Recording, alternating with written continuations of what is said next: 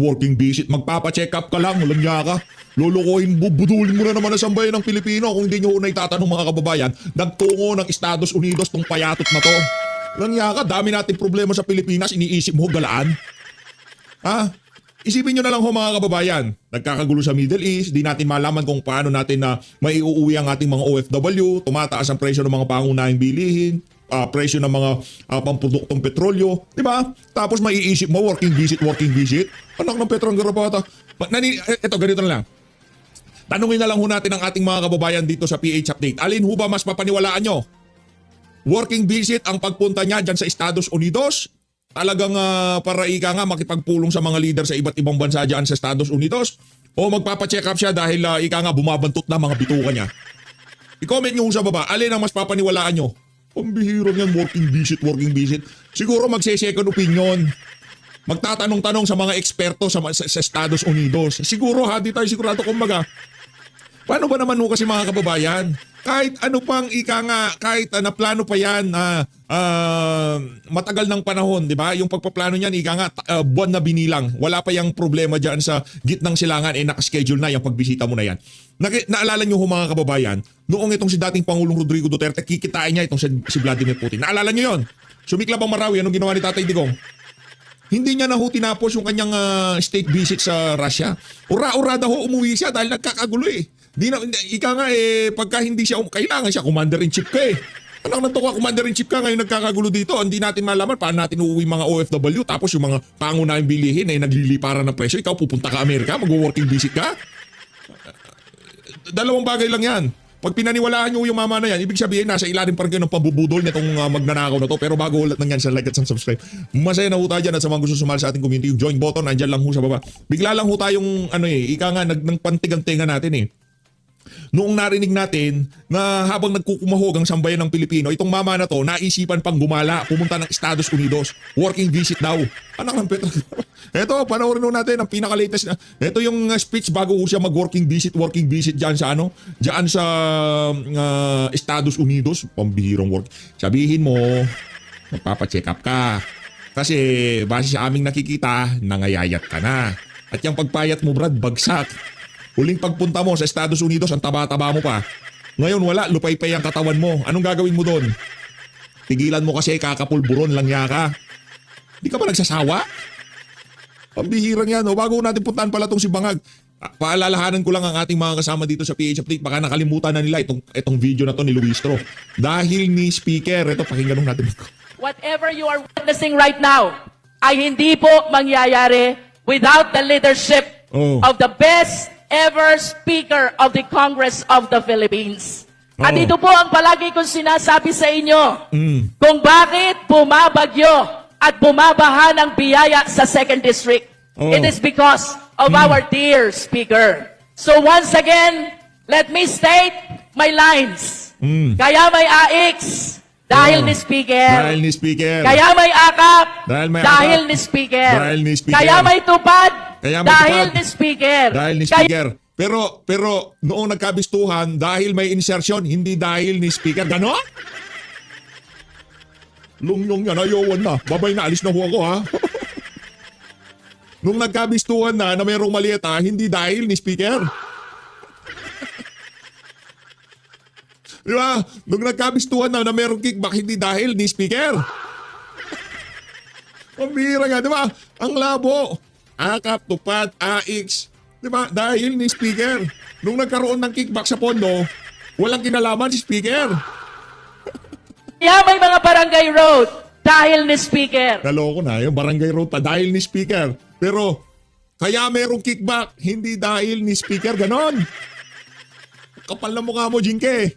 Kaya may patubig dahil ni Speaker. At kaya may groundbreaking ngayon dahil ni Speaker. Yan. Nakikita nyo ho ba ang ika nga ang pinakasikat na logo sa mga ahensya ng pamahalaan, anak ng toka. Nasa ilalim pa nitong si dahil ni Speaker. Ayun, DPWH. Nung nagkaroon ng kickback, walang kinalaman ni Speaker. Ang labo nun. Huwag ganon, Aling Jinky. Linuloko mo na kami yan eh. Di ba? Loy. I understand Wala pong perpektong gobyerno. Tama? Tama? Walang perpektong gobyerno. But one thing I can assure you, sa panahon ng ating Pangulo, Saya-saya nila sa likod, kasama si Don Gonzales, tawanan. Ngayon, stress sila. Yung panahon na yan, yung panahon na talagang yung mga maleta ay talagang gumugulong. sa panahon ni President Bongbong Marcos, sa panahon ni Speaker Martin Romualdez, correct me if I'm wrong, bumaha at bumagyo ng biyaya dito sa ikalawang distrito ng ating lalawigan. parang tatakbo yung tonsil nito si Jinky Luis to. Laki siguro ng tumbong nito. Laki ng boses eh. Nangyaka, laki siguro ng ano nito, di ba? Pamirang yan. Oy, Jinky. Hinay-hinay sa pagsigaw. Baka mawalan ka ng boses yan. Nangyaka, ito, lilipan na tayo dito kay, itong dahil sa pinsan ni Speaker. Sino? Marcos Jr. Ito na ho siya, mga kababayan. I was listening to Joey when he introduced her to say that she is one of the hardest working cabinet secretaries. We should amend that one of the hardest working people that I know. And also Go Negosyo founder Joey Concepcion. Payat na ni Bangagot. Grabe yung pagbagsak ng katawan niya. Gusto niyo ba makita yung alarawan niya dati? Ay wag na, okay. Alam niyo naman na medyo mataba yang si Bangag. Ha? Medyo mataba ho yang si Bangag.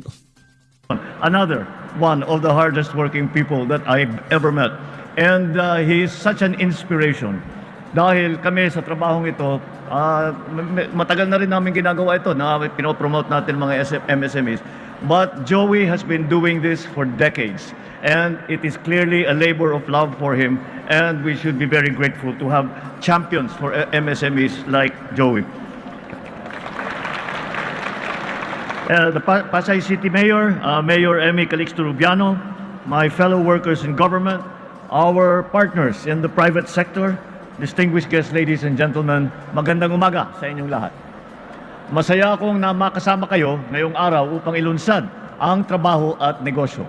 Marami sa mga kababayan natin na nagsimula sa maliit na pangarap, isang food cart sa kanto, isang pwesto sa basar, isang online store na pinapatakbo na nagsimula lamang sa kanilang mga bahay. Ngunit hindi madali ang pagsimula at pagpapalago ng isang negosyo. Maraming MSME ang nahaharap sa iba't ibang hamon, kakulangan ng puhunan, limitadong access sa mamimili, access to market, mabilis na pagbabago ng ekonomiya at ng teknolohiya. Kasabay nito, marami ring mga kababayan walang kwenta yung speech mo, Brad. Walang dating. Nagbabasa ka, dapat wag kang magbasa. Langya ka. Banatan mo kami yung galing sa... Hindi nga pala pwede. Meron siyang salad word sa utak. Yung chapsoy na lang. Yung ibang mga kababayan natin, di naiintindihan yung salad. Hindi, chapsoy. Yung utak niya chapsoy. Dapat i-deliver niya, puro kamatis, nahahaluan ng talong. Diba? Kaya nagkakanda mekos-mekos na yung malaman ng utak niya. Kaya ngayon siguro nasa Amerika to, isa rin yung sa ipapatingin niya, no? Ba't nagja-jumble-jumble yung mga salita ko? Bakit hindi ko natatapos yung sentence ko? Ano bang nangyari sa utak ko? Diba? Dapat magpa-check up ka, Brad. Anak ng toko, wala kami maintindihan pagka nag-freestyle ka. Ang kasi, ang kagandahan ng freestyle, kahit sa anong bagay, yung freestyle talaga, lalabas talaga kung sino ka, lalabas kung ano yung pinalaman ng utak at puso mo. Ito hindi kaya eh. Pag nag-freestyle siya, chapsoy yung lumalabas eh. Wala tayong maintindihan. Lipat na tayo sa talakayan dyan sa Politico Talks, ha? Ang kanilang panawin ako. Pag nakikita ko itong si Palsis, hindi ko ba malaman ba't gusto kong manapak? Gusto kong manapak pag nakikita ko itong si Palsis. Nanggigigil tong kamao ko. Joke lang. Kayo naman, baka sabihin nitong si hindi natin. Gusto ko lang, pero hindi naman ibig sabihin na siyang gusto ko sapakin. Gusto ko lang manapak, pero hindi naman automatic yun, siya nakagad, di ba? Baka gusto ko lang magka-punching bag, di ba? Makabili nga ng punching bag, di ba? Tapos yung malalagay ko doon, dilawan, pinklawan. Pag medyo gusto ko magpainit, yun ang babanatan ko ng babanatan. Sarap manapak pag... Dito tayo. Kay Palsis. Kay Rufus Kamo kami. Anong nangyari doon? Akala ko ba kontra, ba't bumoto? Actually, Dahil ni Speaker, palakpakan ho tayo dyan mga kababayan. Baka Jinky Luis to yan. kung ang tatanungin ko ito yung isa he was arguing Binanatan ko siya sa against programa ko the kanina. sufficiency Sabi ko, ano ka? of substance. Hindi consistent. Kala ko, kampi ka, yung pala, And yet he boboto ka rin. voted for it. Tsaka mga valid ang questions niya. How can you separate the persona of the Vice President as DepEd Secretary where she is accused Maganda of? lahat eh. Oh, maganda yung mga Parang points ka niya. nakaganyan, maganda lahat, tapos biglang napaganon Pala, boboto ang kontra. Ang ano ba nun? Nagde-devil's advocate lang siya. Ako, I appreciate kung devil's advocate. Ang dating sa akin, grabe, Ginood big play time ng lang pala admin. tayo. Binibigay na nila yung pinakamalakas na argument. Ginood time lang ho tayo nitong ang tawag dito, nitong si Rufus Rodriguez. Yan, tama yung sinabi na, no, devil advocates. Kumbaga, ilinalatag na nila yung mga posibleng argumento na gagamitin ng mga taga-depensa. At ipapakita nila, doon pa nga lang sa Justice Committee, nasagot na yan, paano nyo pa gagawin yan? Diba? Paano nyo pa sasabihin yan? Kumbaga, di na ho nila binibigyan ng gagamitin na depensa yung mga abogado ni VP Sara. Naiintindihan natin yan. Politika eh. Arguments doon sa kakampi nila para ilabas ng kakampi, ide-demolish din ng kakampi. Ganun ba, Kong Rufus? Pasensya na. Ano lang? Nagtatanong lang. Tsaka ano ba nangyari doon sa ibang mga kongresistang pro-Sara? Parang wala akong naririnig. Sa House Si Committee on Congressman Justice Gonzales. lang yun. Si Suntay lang. Si Suntay yung Oo nagano. nga. Nasaan na ba sila? Sino? Ungkab ba yun? Ewan ko. Si Isidro Ungab. Ang dami. Ako naman. Wala, di siya member ng hindi House siya member Committee on ng Justice. Hindi siya member. No, Hindi pa naman, Pero- committee pa lang eh. Kahit na hindi ka miyembro, pwede ka Non-voting. naman umattend doon eh. Pwede ka pero non-vote.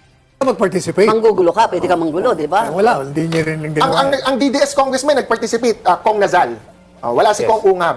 Pero kung tanong ko, with all due respect, bakit hindi ko naririnig din na mag-participate? Exactly. Kong Harold Duterte, Kong Pulong Duterte, tsaka Kong Omar. Pwede Hindi kasi with all due respect din, masyadong magiging one-sided yung kanilang mga tanong. Kapatid nila, kamag-anak nila yung nasa impeachment. Alam nga naman na magbabad sila doon. Ang pangit naman tingnan doon. Masyado naman silang, it leaves bad taste, ika nga ni dating Pangulo Rodrigo Duterte. Di ba? Ganun yun eh. Hindi magandang tingnan, Brad. Kasi meron silang mga delikadesya. Siguro kung Lenny Robredo yun, tapos anak niya, congressman, baka mag-iiyak, maglupasay pa sa gitna ng hearing yun. Hindi gawain ng mga Duterte yung Brad. Hindi gawain. silang lang, mas pwede ma-accommodate sila, di ba? Mas hindi member, they will be They can out. manifest. Oh, they will be allowed to ask Ang questions. members ba? 55? 55, yeah. Kasi 54-1 eh. Oh. Ang latest estimates, sa next round daw, 28 makukuha na nila, at least 28 makukuha nila, i-cut na kay Hindi, wala naman duday na may iakyat. Yeah. Sigurado yan. Saka matatransmit sa Senado yan. Walang kaduda-duda yan. Puro muro-muro lang lahat yan. Pagdating sa Senado, problema nila. Okay. Baka Yeah. mahirapan sila sa Pero 16. tatagal daw, Attorney Sal. Hindi nila itataas kagad sa Ako lang, Senado. 2 cents ko dyan, it doesn't matter so much to me yung boto sa sufficiency ng form and substance. Pero yung boto na 1/3, bago siya i-transmit sa Senate, Plenaryo. that kind of matters to me. Alam ko na may moro-moro nga as you term it, pero it still matters Oo. kung Pero- ano yung iboboto mo doon. Ako, ang tingin ko, what matters is the number of congressmen voting for or against. Ibig ko makita kung yung marami noon, bumagsak. And most likely babagsak. From 200 plus noon, Palagay ka bababa. gaano karami ngayon? Kung Pero- gaano yung ibababa. Bababa. Kung Kasi- gaano yung ibababa. Scrutinize natin yan later on. Kasi ang ano? teorya ko, alam nila magiging presidente si Inday. Yes, Maglalaro yan. Yung iba dyan, anyway, 2 years and 2 months pa. Pwede pang sip-sip muna tayo sa administrasyon. I-scrutinize natin later on. Pero kasi gusto kong may labas tong another topic na to na you're the former chief presidential legal counsel of the former president. And now your son, Paolo Panelo, is representing the vice president in her legal province. Especially, di ba, nag-file na against Madriaga, yung Perjury. perjury. Ano po ba ang contest niyo ba si son? Is he the better Panelo o what? Hindi, dapat siya na. Gusto ko na The mag-retiro. only panela na. Pero siyempre, obviously, you are very proud of your son. Oh, syempre, of course. Manang-mana sa nanay niya yan. Malakas ang dugo, Hindi ka ba kinuha ni Vice President Sara? Sal, ikaw na lang. Hindi na kailangan, matagal na tayo nagsiservisyo sa pamilyang Duterte, kalabisan na nakukunin pa ako o na mag-volunteer ako. I've been doing that.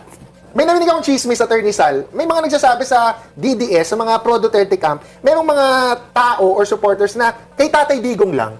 At merong mga hindi para kay VP Sara. Uy, teka, wala namang ganun. Ito na naman, gusto kong manapak.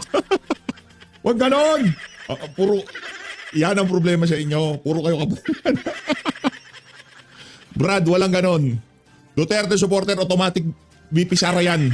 I-rap mo sa akin yung Duterte supporter na hindi sinusuporta si VP Sara. Lang yan. Baka hindi niya alam kung ano pinaglalaban niya. Pangalanan mo, Brad, sabihin mo sa akin, i-call out ko dito. Yarin lamang nasa iisang, nasa iisang, nasa iisang prinsipyo at pinaglalaban. Pangalanan mo, yung Duterte supporter na yun na sumusuporta kay Digong at hindi sumusuporta kay VP Sara, maigudmud ko mukha niyan sa mukha mo. Merong mga para kay VP Sara lang. Hindi totoo. What can you say about that? Wala, hindi ako naniniwala. Hindi totoo yun. Ang Duterte, Gusto kong manapak. patikin din. Both. Bakit si Atty. Torion kasama rin sa Di totoo yun. Hoy, palsis. Langya ka. Sinungaling ka. Saan mo na naman saang Marites mo na naman nakagilap yung mga salita na yan? BP Sara Maling lawyers, Torion. Sa impeachment cases naman. Di ba, kikibuloy siya? Oo. Is that an indication of the kibuloy support? Oo din. Kung bakit pinaghiwalay pa, you mean, Oo, no? hiwalay. Ako, before Attorney Sal answers, partner ko si Attorney Torion, no? Sa Ah, law yan. firm. Oo nga Oo. pa, So, oo nga pala. I happen to know how thorough they work. Kaya gusto nila nakafocus lang talaga dun sa case. Okay. And if you notice si Attorney Paulo Panelo, yung perjury case, nakita niyo yung picture ng mga pleading nila? Oo. Ganyan kakapalo. Bawat isa, no? So I think by the sheer magnitude of the work, hindi kayang sabay-sabay sa isang law firm. Specialization. Specialization, Kanya-kanya. no? Mabigat eh, mabigat. Kawawa naman ang mga puno natin. Ang daming puno na nabuhay sa... Pero may electronic filing na ngayon, Oo nga, Ma'am Chu. dapat, di ba? Meron na Yes. sa Supreme Court na-encourage yan. Anyway, na Senador Mark and Camille Villar kasama ang kanilang ex-senator parents Manny and Cynthia pinadala ng subpoena. Patok o putok? Attorney Sal, is that patok o putok? Patok is... Pumiti ka eh. You approve of the action. you agree? O Tapos, yung putok putok, you disagree? ayaw mo. Oo. Kinasuhan sila? In Yes. the Villar. For, Sa market- PINA, di ba? Sinapina na sila to Sabihin na pala. explain. Market manipulation tsaka insider trading. Eh, sa tingin ko, mas mabuti ang kinakasuhan. Kasi kung sa Ano yan? chismis-chismis lang, Patok o putok? Patok. You raise. Patok o putok? Patok balik. Approve o disapprove. patok yan. Para baliktad. they will have the opportunity to defend themselves. Oo. Dito papasok Okay, ngayon yung bilangan natin sa Senado. Dahil, di ba? Teka, pag tanongin mo itong dalawang nating lawyers. Attorney Jimmy, patok o putok yan? The same issue? Yeah. Ako, patok. Kasi these are matagal nang hanging over their heads yung mga allegations yan. Aside from the prime water issue, Oo. meron pang market manipulation, Oo. insider trading, di ba? And I think the false valuation of some of their properties. That said, what I don't agree about dito sa issue na to is the lawfare aspect. Kasi yung timing, para sa akin, lagi na lang, tuwing mayroong posibilidad, nalilipat sila ng minority or biglang nakakasuhan, it's just too obvious to ignore.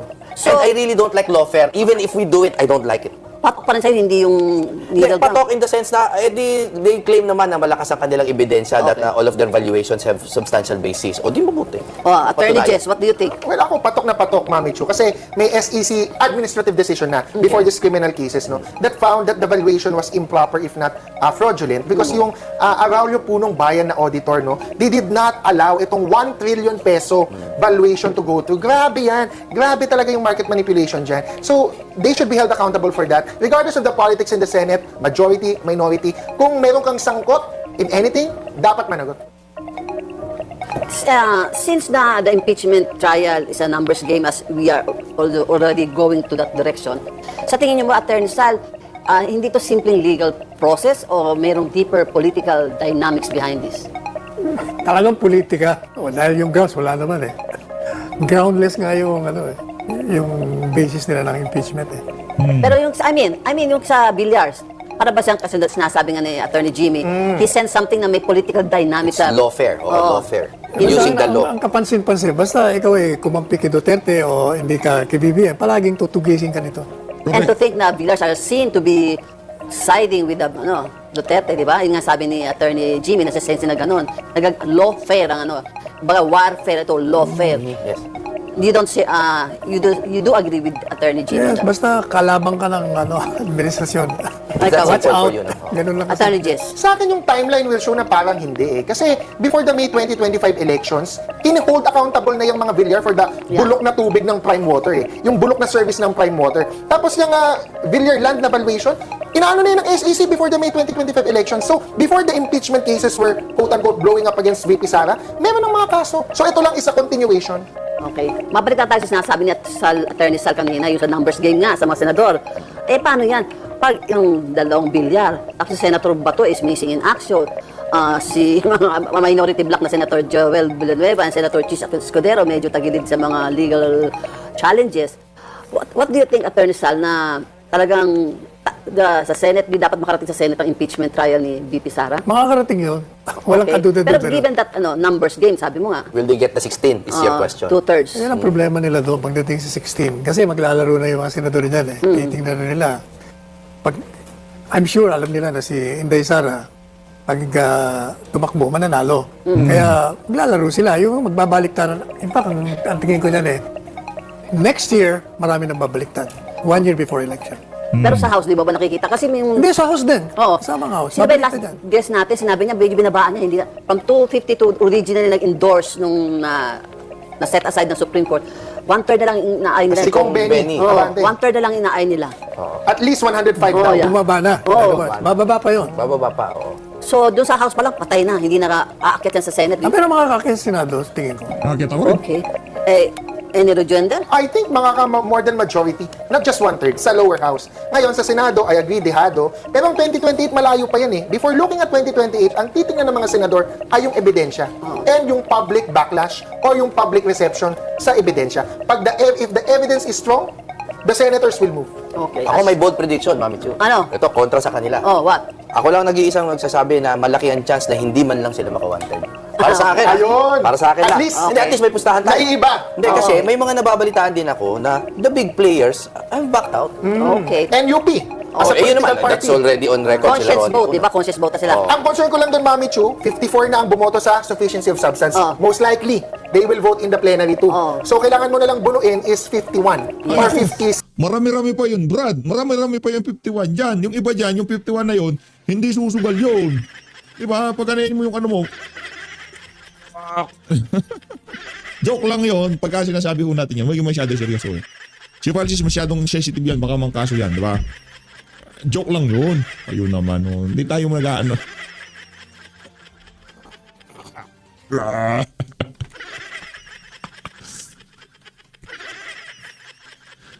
Imposible. Isang daan kailangan. Imposible. Bakit? Yung mga karamihan dyan, susugal na yan. Boboto pa tayo. Diba? O hindi tayo boboto. Kasi doon sa Justice Committee, kumbaga, ang tawag dito, puro na yun eh. Kumbaga, ano na yun, lahat sila nandun, gusto nila ma-impeach si VP Sara. Kaya overwhelming yung naging botohan dyan sa Justice Committee. Talagang solidong-solidin. Pinapakita nila na kaya namin ano yan, kaya namin sufficient informed substance yan. Ngayon, pagka i-impeach na natin, dalawang magkaibang bagay yan. Kasi yung mga nasa Justice Committee, naniniwala sila na sufficient informed substance. Yung pagdadala sa Senado, yung botohan, dalawang magkaibang usapan yun. Di ba? Dalawang magkaibang usapan yun. Magbobotohan ulit sila. Di ba? 6, something like that. Talagang numbers game, ha? Oo. Anyway, next, let's go to the numbers game. Issue number 2. Like never before, may 6 na senador. Yes, 6 ang nakapila sa Ethics Committee hearing. Kapamumunuan ni Senator J.B. Ejercito. Ang dami ng reklamo, patok o putok. Attorney Santos, uunahin na kita. What do you think? Patok o putok itong issue na to? Ethics Committee kay Bato. Opo. Hindi, yung lahat nung 6. Anim yan. Si Alam mo yung- kasama alam si naman Chief yan. Escudero. Senator Lisa, Una yung kay Cheese, no? Which is the 30 million donation something, right? Doon sa campaign. Tapos So, yung laban kay JV mismo because of the delay in the handling. handling. Pero yun yung Oo. pinakabago. Pinaka-latest yung Ganun final. ba? Tapos yung apat, Ang Kay Risa, yung Risa, ano, KOJC, tampering of witness, and then Bato for being absent. For Wala pa months. yan. Senator Bato. Oh, yun ang latest. Filed by Senator Magno. Feb 25 to 26. Meron si Senator Marcoleta, I think. Hindi lang na-publicize. Hindi pa pin-publish yung dalawa. Keeping yun. Coming soon. Okay, so ay, given patok that, yan. Patok. Nadulas tong si Francis, di pa na-publish eh. Magpapile ng si Ping Lacson, napaganyan si Badingdung eh. Patok, dapat kasi talagang malaman na natin ano bang katotohanan. Oo. including yung kay Bato. Lahat yan. Okay. Patok yan sa'yo. Do you Maski think he should, nakakampi. do you think he should attend? Nakalin. Sa Bato, the ethics hearing committee. Sa Senate nga, dapat. Sa Senate. tingin ko, sa tingin ko, dahil siguradong arrestuin din lang naman siya, huwag na siya lumabas muna. Ano ang balita sa Hague, sir? Ano ang balita sa Hague? Di ba tinatanggi nila? Sa Hague, sa ICC? Tinatanggi. Tinatanggi. Tinatanggi. Pero na-mention sila dun sa di ba? Sa simula pa lang na finally, inalis na yung redacted. Yung mga ano? co-conspirator. Co-perpetrators. Oo. oo. Common plan. Pero wala naman. Wala ka Pero bang itong nakaka- administration, talagang pinangangalandakan na may warrant eh. Oo nga, bakit ganun? Nananakot?